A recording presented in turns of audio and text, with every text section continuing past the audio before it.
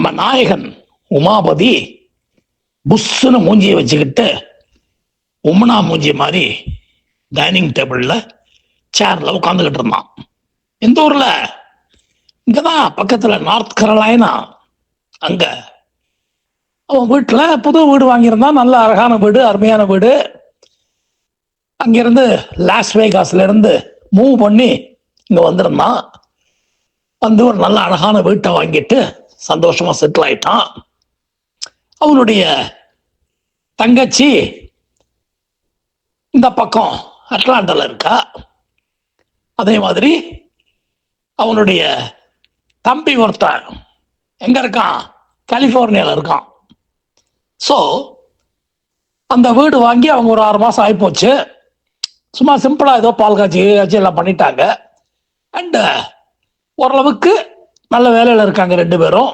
அதனால ஹாப்பியா உமாபதி இருக்கான். ஆனா ஒய்ஃப் சூடாமணி பயங்கர டென்ஷன் பார்ட்டி. அவளுக்கு கோபம் வந்துருச்சு. தொலைஞ்சான் உமா பதி. அவன் தானே பதி.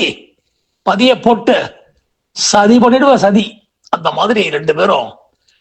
இவன் ஆனா பொண்டாட்டிக்கு என்னவோ தெரியல, ஹெட்பக்கெட்டா இல்ல, ஓரளவுக்கு அப்படி இப்படி மேனேஜ் பண்றான். சரி, இப்ப என்ன பிரச்சனைன்னு பாருங்க. அவங்க வரது எனக்கு சுத்தமா பிடிக்கல அப்படின்னு ஒரு போடு போட்டா சூடாமணி. உடனே உமாபதி, இதை பாரு, இத 3வது தடவை சொல்றேன், நீ ஏற்கனவே என் காதுல விழுந்துருச்சு. என்னுடைய தங்கச்சி புருஷன் இங்க வரது உனக்கு பிடிக்கலன்னு சொல்றது எனக்கு சுத்தமா பிடிக்கல. இல்ல, அவன் இங்க வர வேண்டிய அவசியமே கிடையாது.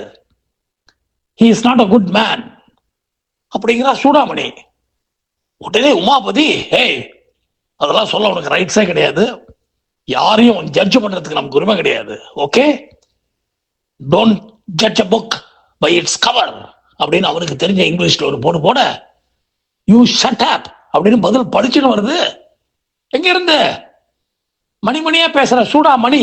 ஆமா, அவ்வளவு நல்ல வேலையில் இருக்கா, சம்பாதிக்கிற, புருஷனுக்கு பயப்பட வேண்டிய அவசியம் எல்லாம் கிடையாது. அதனால போட்டா ஒரு போடு, யூ ஷட் அப்ங்கிறா. புருஷன் கதிகலங்கி, என்னது யூ யூ நீயா யூ யூ வாயமுட்டறியா? அந்த ஆளு சரியில்லை, உங்க தங்கச்சி புருஷன் சரியில்லை, அவன் வர்றது எனக்கு பிடிக்கல, இதுதான் மேட்டர். அதை நான் ஏற்கனவே சொல்லியாச்சு. போட்டு உயிர் எடுக்கிறிய நீ. வரக்கூடாதுன்னா வரக்கூடாதுதான். நம்ம வீட்டுல அவன் கால் படக்கூடாது. இல்ல பாரு, ரொம்ப அடம் பிடிக்காது. இந்த வீட்டுல எனக்கு எவ்வளவு உரிமை இருக்கோ அதே அளவுக்கு உனக்கு உரிமை இருக்குன்னு ஒத்துக்கிறேன். ஆனா என் உரிமையை நீ பறிக்கிற அப்படின்னு உமாபதி சொல்ல, என்ன பெரிய உரிமை? நம்ம 2 பேருக்கும் சொந்தம் தான், நீ நானும் புருஷன் மனைவி, அதுல ஒன்றும் சந்தேகம் இல்லை. நமக்கு 2 குழந்தைகள் இருக்காங்க. ஆனா உங்க தங்கச்சி புருஷன் சரியில்லை, இங்க வரக்கூடாதுன்னு சொல்றேன். அதை புரிஞ்சுக்கிறதுக்கு உங்களுக்கு புத்தி இல்லைன்னா நான் என்ன பண்ண முடியும்? பாரு, உனக்கு இருக்காங்க 3-4 தங்கச்சி, 3-4 பிரதர்ஸ். அவங்க யாரையும் உள்ள கிட்ட கூட சேர்க்க கூடாதுன்னு சொல்லிடுவேன். அப்புறம் அவங்க மேல உங்க தங்கச்சி புருஷன் மேல இருக்கிற மாதிரி கம்ப்ளைண்ட் எல்லாம் கிடையாது. டிவியில பேர் வந்து சந்தி சிரிக்குத, அதெல்லாம் பாத்தீங்களா இல்லையா? அப்புறம் என்ன, அந்த மாதிரி கேவலமா இருக்கிற ஒரு ஆளை உங்க தங்கச்சி எப்படிதான் கூட இருக்காளோ, சே, அசிங்கமா இருக்கு எனக்கு. உங்க தங்கச்சி ஒரு புருஷன் என்னுடைய ஹஸ்பண்டோடைய வீட்டு மாப்பிள்ளைன்னு சொல்லிக்கிறதுக்கு கூசுறது எனக்கு. இத போய் நீங்க புது வீடு அவன் வந்தா அந்த வீட்டோட புனிதமே கட்டிடும். என்னடி புனிதம் கட்டிடுங்கிற? இப்பதான் 10 நாள் முன்னாடி உன்னுடைய சிஸ்டரோட சன் ஒருத்தன் வந்தான், லிவிங் டுகெதர்ல இருக்கேன்னு ஒரு பொண்ணையும் கூப்பிட்டு வந்தான். ரஸ்கல். அவனை சந்தோஷமா வாப்பா வாப்பா வாப்பான்னு கூப்பிட்டு விருந்து கொடுத்து 2 நாள் தங்கிட்டு போன்னு சொல்லி அவனும் சந்தோஷமா ஒரு பெட்ரூம்ல தங்கிட்டு போனான். அப்ப போகாத புனிதம் இவன் வந்தா போயிடுமா? பாரு, இதெல்லாம் எனக்கு பிடிக்கவே இல்லை கொஞ்சம் கூட. நீயும் புனிதமும் அதே மாதிரிதான் உன் பொண்ணு. நம்ம ஜாதியிலே தான் கல்யாணம் பண்ணிக்கணும், ஜாதகம் பார்க்கணும், அதை பார்க்கணும், இதை பார்க்கணும். அவ போடி, உனக்கும் பெப்பன் ஒப்பனுக்கும் பெப்பன்னுட்டு ஒரு தெலுங்குக்கார பையனை கல்யாணம் பண்ணிட்டா. அப்ப என்ன பண்ண? நம்ம ஜாதியில கூட இந்த மாதிரி நல்ல பையன் கிடைக்க மாட்டான் அப்படின்னு சொல்லிட்டு அலைஞ்ச. நீ எல்லாம் பச்சோந்தி. உமாபதிக்கு வந்த கோபத்துல சதிய திட்டி தீக்க, பதின்னு பார்க்காம அவ திட்டி தீக்க, ரெண்டு பேரும் எலியும் பூனையுமா சண்டையை போட்டுட்டு இருந்தாங்க. அதாவது ஒண்ணும் இல்ல, அட்லாண்டால இருக்கிற அவனுடைய தங்கச்சியும், தங்கச்சி புருஷன் எங்கேயுமே போக மாட்டான், அப்படிப்பட்டவன். சரி வைஃப் ரொம்ப சொல்றாளே அப்படிங்கிற காரணத்தினால நார்த் கரோலினாக்கு பிரதர் இன் லா வீட்டுக்கு போகலாம் அப்படின்னு நினைச்சான். சரின்னு சொல்லி அவனும் ஓகே சொல்லிட்டா. இப்போ அவன் பாவம் ரிட்டையர்டு ஃபெலோன்னா என்ன, அவனுக்கு 50 வயசு தான். அவன் ரிட்டையர் ஆகிறதுக்கு காரணம் மார்க்கெட் இல்லை, சினிமால டிராமாலாம் நடிச்சுட்டு இருந்தான். கோவிந்தா கோவிந்தான்னு ஆகி எல்லாம் இனிமே இந்த பக்கம் முகத்தை பார்த்தா உதைப்போங்கிற அளவுக்கு போக, சரின்னா அமெரிக்கா பக்கம் ஒதுங்கிட்டான். புத்திசாலித்தனமா ஒய்ஃப் அதுக்கு முன்னாடியே இங்க வந்து செட்டில் ஆயிட்டா. ஸோ இவனுக்கும் பச்சை அட்டையை வாங்கி கொடுத்து, பையா இங்க வந்து எங்கூட இருன்னு சொல்லி கூப்பிட்டுட்டா. ஓரளவுக்கு ட்ரை பண்ணா, வச்சா, போனா, அதெல்லாம் பண்ணா. அங்க முன்னுக்கு ஓஹோன்னு வர முடியல. ஆனாலும் ஒரு 60-70 சினிமாவில் நடிச்சுட்டான். சின்ன ரோல், பெரிய ரோல், அந்த ரோல், இந்த ரோல்னு. அப்படிப்பட்டவன் இங்க வந்ததுனால ஹாப்பியா ஒரு மாதிரி செட்டில் ஆகி அட்லாண்டால இருக்கான். இவன் சினிமாவில் நடிச்சாங்கிறத வச்சு பல பேருக்கு இவன் மேல ஒரு பிரமை. பிரமை என்ன சார், எப்படி சார் உங்களுக்கு சிம்ரனை தெரியுமா சார், ஜோதிகா பழக்கம் உண்டா சார், அப்புறம் இப்படி சூர்யா எப்படி சார் ஆளு, அது இதுன்னு எல்லாம் பல கேள்விகள்லாம் கேட்க, இவனும் அடே இப்படிலாம் கேள்வி கேட்குறாங்களேன்னு சொல்லிட்டு, கமல் ரொம்ப பழக்கம், நம்ம நாடகம்லாம் நடிக்க போகிறது கூட ஆர்கெஸ்ட்ரா பிட்டில் உட்காந்து வந்து பார்த்துட்டு இருப்பாரு. அப்புறம் போகிற போது வழியில் இறக்கி விட்டு போவேன் ஆழ்வார்பேட்டில், அப்படி இப்படின்னு சொல்லி நடந்த விஷயம், நடக்காத விஷயம், அது இதெல்லாம் நைஸாக கண்ணு காது மூக்கெல்லாம் வச்சு அடிச்சு விடுவாரு. ரஜினி ரொம்ப சிம்பிள் மேன், நைஸ் மேன். ஆனா என்ன, ரஜினியை விட சிம்பிள் கமல் தான். ஆனா பாவம் வெளியில தெரியல அது. அப்படி இப்படின்னு சொல்லி எல்லாரையும் அட்டென்ட் பண்ணுவோம், எல்லா இடத்துக்கும் கூப்பிடுவாங்க, வைப்பாங்க, போவாங்க, இந்த மாதிரிலாம் போவோம் வருவோம். பட் கொஞ்சம் மார்க்கெட் போயிடுச்சுங்கிற கவலையில, என்னடா அது 50-51 வயசுல இந்த மாதிரி ஆயிட்டோமேன்னு கொஞ்சம் நொந்து போய் பல இடங்களை அவாய்ட் பண்ணுவான். அதாவது சின்ன ஒரு குரூப்பா இருந்தா போவான், அதுலயும் எல்லாரும் இவன் மேல அன்பை காட்டி அடோர் பண்ணாதான் அவனுக்கு பிடிக்கும். அப்படி இல்லைன்னா போக மாட்டான். ஆனா இவன் சினிமா ஃபீல்ட்ல இருந்தா இங்க இருந்தாங்கிறதுல நம்ம உமாபதி அவருடைய ஒய்ஃப் சூடாமணிக்கு இவன் மேல ஒரு கடுப்பு. போன தடவை அவங்க இங்க வந்திருந்த போது ஒரு சின்ன தப்பு நடந்து போச்சு. அவங்க லாஸ் வேகாஸ்ல இருந்து ஒரு தடவை 1 வாரம் தங்குறதாக வந்திருந்தாங்க இங்க அட்லாண்டாவுக்கு. அப்ப நல்ல வீடு இவங்களுதும். அங்க வந்து இவங்க தங்கி எங்கே இருந்த போது அவங்களுக்கு ஒரு பெட்ரூம், இவங்களுக்கு ஒரு பெட்ரூம், அப்படிலாம் இருந்தது. மாடிப்பள்ளி ஏறி இறங்கி வரும்போது வேகமா அவன் இறங்கி வர, இவன் வேகமா ஏறி வர, 2 பேரும் இடிச்சுக்கிட்டு கிட்டத்தட்ட உருண்டு விழுற ஸ்டேஜில் போக, அவன் என்னம்மா பார்த்து வரக்கூடாதான்னு சொல்ல, நீங்க பார்த்து வரக்கூடாதுன்னு அவ கேட்க, சூடாமணி சூடா எடுத்து ஆர்கியூமெண்ட். இவன் சொன்னா, ஐயோ நான் அப்படி நினைக்கலாமா, சீக்கிரமா இறங்கணும்னு நினைச்சேன், நீ குறுக்க வருவேன்னு நினைச்சு கூட பார்க்கல, சாரி அபவுட் தட் சொல்ல பார்த்தான். என்ன சாரி, வேணும்னு தான் நீங்க இடிச்சிங்களோன்னு டவுட் எனக்கு அப்படின்னு அவன் சொல்ல, அப்படியே நொந்து நூடுல்ஸ் ஆயிட்டான். எத்தனையோ ஒண்ணுன்னா இடிக்கிற கேசஸ் இருக்கிற போது சூடாமணி மூஞ்சியை பார்த்தா இவன் மேல இடிக்க ஆசை வருமா அப்படின்னு அவன் நினைக்க, என் பின்னாடி காலேஜ்ல நாயா அலைஞ்சாங்க பல பேர், இப்ப நீங்களா அப்படின்னு அவ கேட்க, இதனால அது வம்பா போச்சு அப்படின்னுட்டு, அம்மா என்ன விட்டுருமா சூடாமணி, தயவுசெய்து விட்டுரு, ஏதாவது சொல்லிட்டு போறேன் அப்படின்னு சொல்ல, அவன் ஒய்ஃப் ஓடி வந்து, ஐயோ இந்த ஆள் ஏதாவது உடனே கொட்டிட்டு இருப்பாரு நாடகம் சினிமாவில் நடிச்சதுனால, நீ விட்டுருமா அப்படின்னு சொல்லி உமாபதி ஒய்ஃப், அதான் யாரு நாத்தனார், அவகிட்ட சூடாமணி மன்னிச்சுடு அப்படின்னு சொல்லிட்டு ஒரு மாதிரி சமாதானப்படுத்தி விட்டாள். நம்ம உமாபதி டக்குன்னு பார்த்தான், அடே இல்லடா அது ஒய்ஃப்ட சண்டை எண்ணி போடுறத விட கொஞ்சம் சமாதானமா போய் அவளை கன்வின்ஸ் பண்ணலாம் அப்படின்னு டிசைட் பண்ணி, அம்மா சூடு இக்கட சூடு அப்படின்னு சொல்லி, இந்த பாரு அவங்க வரப்போறது ஒரு ஃப்ரைடே ஈவினிங் மேல தான் வராங்க, ஃப்ரைடே நைட் இங்க இருப்பாங்க, சாட்டர்டே சண்டே மண்டே மார்னிங் கிளம்பிடுறாங்க. அது கூட என் தங்கச்சி லீவ் போட்டு வந்திருக்கா, ஒருவேளை ஆபீஸ்ல ஏதாவது பிரச்சனைன்னு சொன்னாக்கா சண்டே கூட கிளம்பிடுவாங்க, எனக்கு தெரியாது, கொஞ்சம் பொறுத்துக்க, நீ என்ன பண்ணு அவங்க வரும்போது கொஞ்சம் அன்பா ரிசீவ் பண்ணு, அதுக்கப்புறம் நைட்டு படுத்துட்டு தலைவலி உடம்பு சரியில்லை அது இதெல்லாம் சொல்லி அடுத்த 2 நாள் அவாய்ட் பண்ணு. இங்க பக்கத்திலேயே ஒரு 2 மணி நேரத்துல இருக்க சிஸ்டர் வீட்டுக்கு வேணா போயிட்டு திருப்பி மண்டே அவங்க ஊருக்கு போறோம் நீ வந்தா போதும் அப்படின்னு சொல்ல அவளும் யோசிச்சு பாக்குறா. சண்டை கிண்ட போட்டு இது ஒரு பெரிய இஷ்யூ ஆக்குறத விட ஏதாவது விதத்துல காம்ப்ரமைஸ் பண்ணி போலாம்னு சொல்லிட்டு பாருங்க, ஃப்ரைடே இருப்பேன், சாட்டர்டே லஞ்சு அவங்களுக்கு சமைச்சு போடுவேன். அதுக்கப்புறம் அவங்கள்ட்ட சொல்லிட்டு இந்த மாதிரி ஏற்கனவே இருக்கிற அப்பாயின்மெண்ட் இது போயே ஆகணும் என் சிஸ்டர் வீட்டுக்கு, அவங்க ஏதோ ஒரு இது அரேஞ்ச் பண்ணியிருக்காங்க அது இதுன்னு ஏதாவது சொல்லிட்டு நான் கிளம்பிடுவேன்.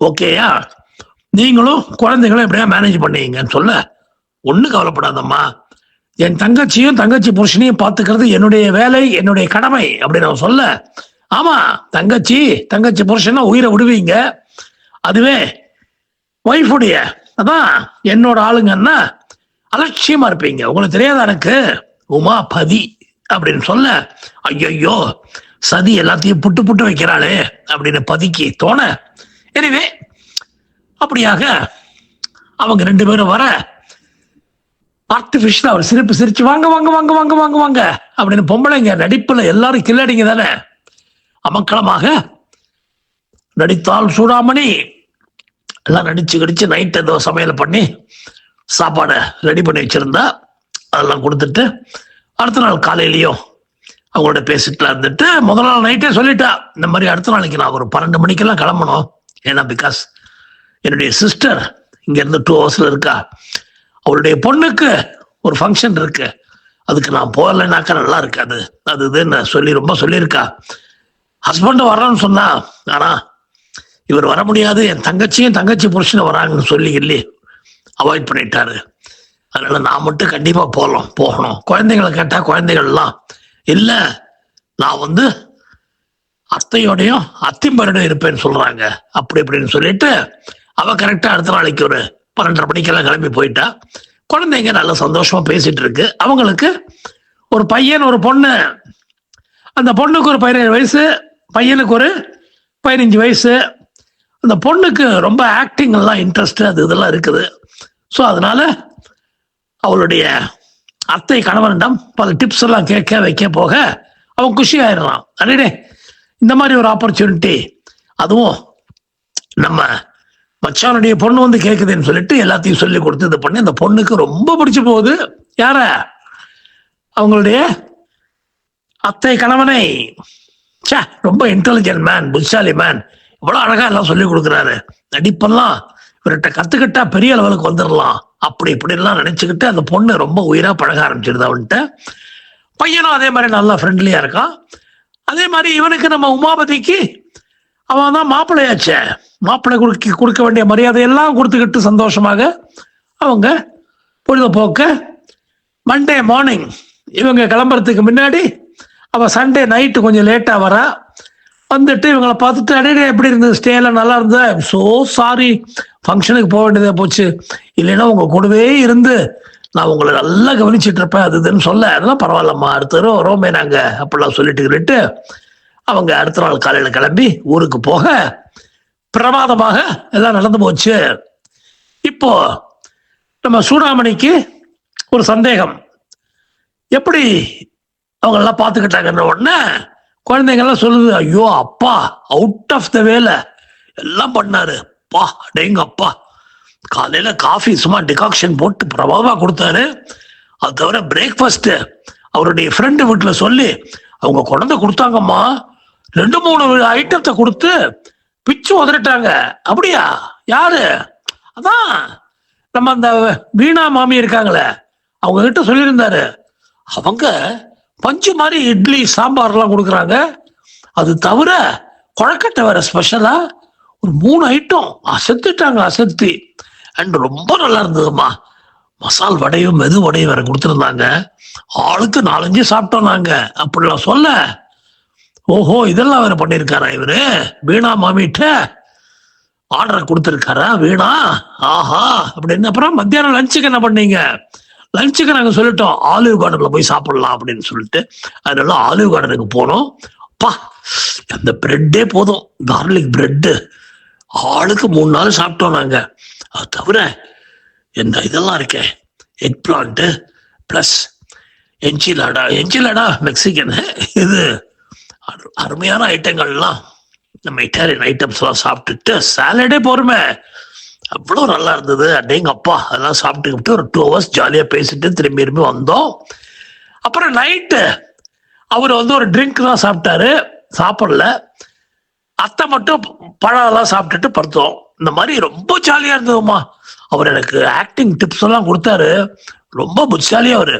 நான் நிச்சயமா எங்க காலேஜ் டிராமால பிச்சு உதற போறேன், அது இதுன்னு சொல்லி அது சொல்ல, அவளுக்கு என்னடா இது, பொண்ணு இவ்வளவு தூரம் க்ளோஸ் ஆயிடுச்சே அப்படின்னு ஓரமாக இந்த மாதிரி யாரையும் நம்ப கூடாது அப்படின்னு சொல்ல, சீச்சி அவர் ரொம்ப நைஸ் மேன், அத்திம்பேர் ரொம்ப நைஸ் குட் மேன் அப்படிலாம் இது சொல்ல, அவளுக்கு என்ன செய்யறது என்ன சொல்றதுன்னு தெரியாம முழிக்க, நம்ம உமாபதி நமட்டு சிரிப்பு சிரிக்க, நம்ம உமாபதியோடைய 17 வயசு பொண்ணுக்கு ஒரு ஆச்சரியம் என்னன்னா, அவளுடைய அத்தை கணவனை பார்க்கறதுக்காக பல பேர் உமாபதிக்கு ஃபோன் பண்ணி, சார் நாங்க ஒரு 10 நிமிஷம் வந்துட்டு போலாமா, உங்க சிஸ்டர்ஸ் ஹஸ்பண்ட் வந்திருக்காரு போல் இருக்கே, அவர் பார்த்து ஒரு குசலம் விசாரிக்கணும், ஹலோ சொல்லணும் அப்படி இப்படின்னு சொல்லி ஃபோன் மேல ஃபோன். இந்த பொண்ணுக்கு ஒரே ஆச்சரியம், என்னடா அது அப்படின்னா, அப்பா கிட்ட, அப்பா என்னப்பா வாட்ஸ் கோயிங் ஆன் கேட்க, இல்லம்மா அவரு நிறைய தமிழ் சினிமாலாம் நடிச்சிருக்காருல்ல, ஸோ அதனால அவருடைய ஃபேன்ஸ் நிறைய பேர் வரணும்னு ஆசைப்படுறாங்க, அவர் நடிப்பு ரொம்ப பிடிக்குமா அவங்களுக்கெல்லாம் அப்படின்னு நான் சொல்ல, இந்த பொண்ணுக்கு ஒரே சந்தோஷம்.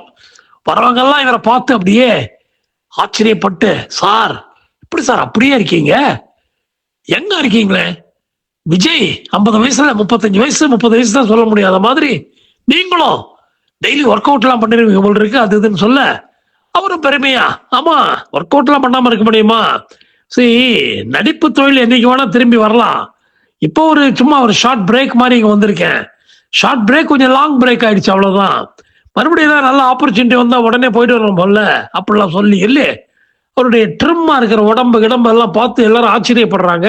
பரவாயில்லையே, இவரு சினிமாவுக்கு பல சாக்ரிஃபைஸ பண்றாரு, ஏன்னா ரொம்ப சாப்பாடு சாப்பிட்டு தொப்பை எப்ப எல்லாம் போடாம பிளாட்டா இருக்குது வயிறு, அதே நேரத்துல உடம்பு சும்மா ஜாமுன்னு ட்ரிம்மா இருக்கு, ஃபேஸ் கிளியரா இருக்கு, ஸோ நிச்சயமாக இவருக்கு ஒரு செகண்ட் ரவுண்ட் கூட போக சான்ஸ் இருக்குங்கிற மாதிரி எல்லாரும் யோசிக்க, அந்த பொண்ணுக்கு ரொம்ப பெருமை.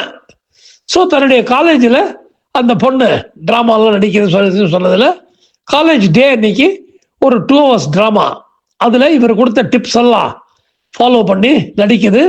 ரொம்ப சந்தோஷம் டைரக்ட் பண்ற அவங்க டீச்சருக்கு, hey you are doing a great job, how come அப்படிலாம் கேட்க, இந்த மாதிரி my uncle is an artist from India, now he is settled in Atlanta, அதுன்னு சொல்ல, oh really, you should invite him for the play, let's give him an opportunity to talk about others acting capacity ன்னு சொல்லி அவரை பத்தி எல்லாம் சொல்லுன்னு சொல்ல, அவரு 60-70 படம் நடிச்சிருக்காருன்னா 60 to 70 movies, my god, he must be a big person சொல்லி டீட்டெயில்ஸ் எல்லாம் வாங்கிட்டு அவரை சீஃப் கெஸ்டா போட்டுடலாம்னு சொல்ல, அவ்வளவுதான் அல்லோலப்படுது. உமாபதி கிட்ட அப்பா நம்ம இவர் தான் அத்தை ஹஸ்பண்ட் தான் சீஃப் கெஸ்ட், அவங்க அவருடைய திறமையெல்லாம் சொன்ன உடனே மயங்கி போயிட்டாங்க நம்ம காலேஜ்ல அப்படிலாம் சொல்ல, அப்படின்னு வெரி குட் சந்தோஷம் அப்படின்னு சொல்ல, அந்த நாடகம் வர அன்னைக்கு அவரு சும்மா ஜாமுன்னு ட்ரெஸ் பண்ணிக்கிட்டு வர, நம்ம இந்தியால இருந்து ஒரு பெரிய ஹீரோ வராருன்னு சொல்லி அவங்க பப்ளிசிட்டி கொடுக்க, கூட்டமான கூட்டம், நல்ல எஜுகேட்டட் ஃபெலோ தானே நம்ம ஹீரோ, அங்க வந்த உடனே எல்லாருக்கும் அவர் வெல்கம் ஸ்பீச் கொடுக்குறாங்க, அது கொடுக்குறாங்க, உடனே இவரும் மைக்க பிடிச்சு, அதான் ஒரு 2 வருஷம் ஆயிப்போச்சு அமெரிக்காவுக்கு, thank you so much ladies and gentlemen, I'm so happy to be here and I'm going to see my cousin's daughter's performance today and I'm sure everyone is going to do a great job அப்படிலாம் சொல்லி இவரும் பேச, அவ்வளவுதான் கைதட்டு பிச்சு உதறது வைக்கிறது போது, டிராமாவும் super duper.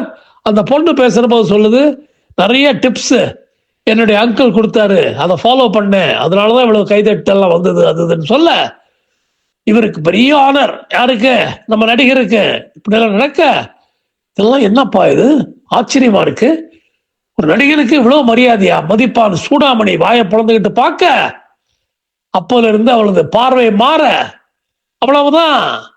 எங்க இவர் நம்ம குடும்பத்துக்கு மாப்பிள்ளையா வந்தது பெரிய விஷயம் போல இருக்கே.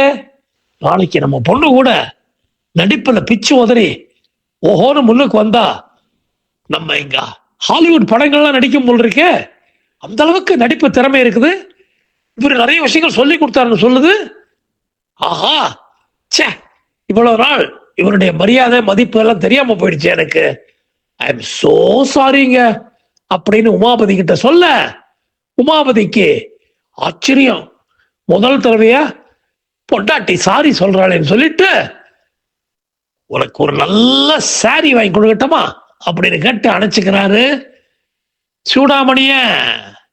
ரொம்ப நாளைக்கு அப்புறம் ரெண்டு பேரும் ஒருத்தர் அணைச்சிக்கிட்டு சந்தோஷமா சிரிக்கிறாங்க. கதை முற்றும். அவ்வளவுதான். அடுத்த கதையில் சந்திப்போம். நன்றி, வணக்கம்.